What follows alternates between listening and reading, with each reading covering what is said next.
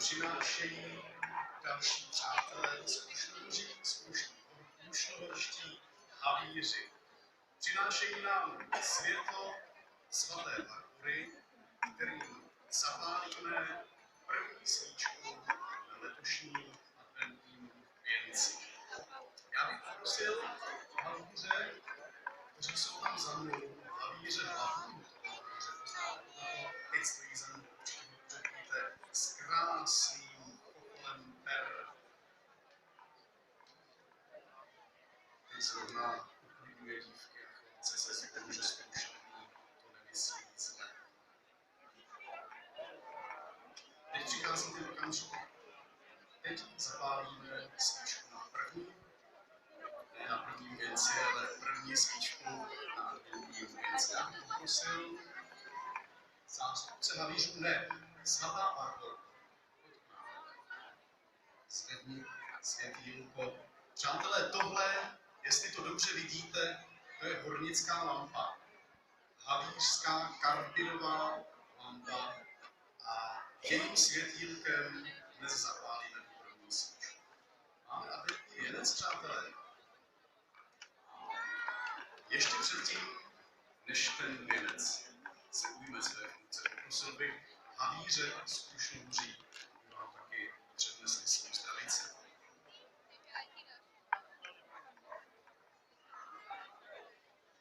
Dobrý večer.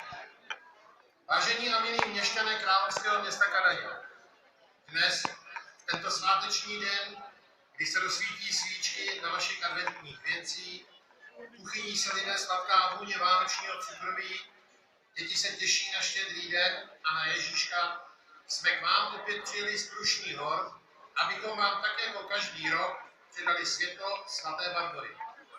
Světlo svaté Barbory má dle báje kouzelnou moc. Jeho prostřednictvím je možno nahlížet do budoucnosti, ale má také schopnost ochraňovat město a vaše domácnosti před přírodními katastrofami a zlými událostmi. Staří havíři věřili, že pokud na poslední šichtě před Vánocemi nechají své kanance svítit ve školách přes noc, v následujícím roce je svatá Barbora ochrání před smrtí a úrazem podzemí Krušných hor.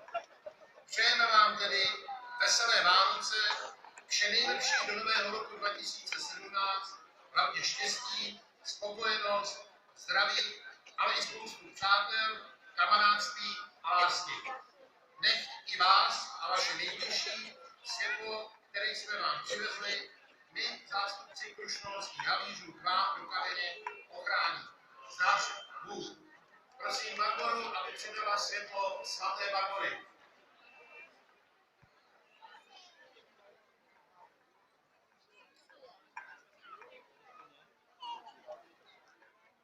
A to, co vy nevidíte, vám reporterským způsobem zprostředkujeme.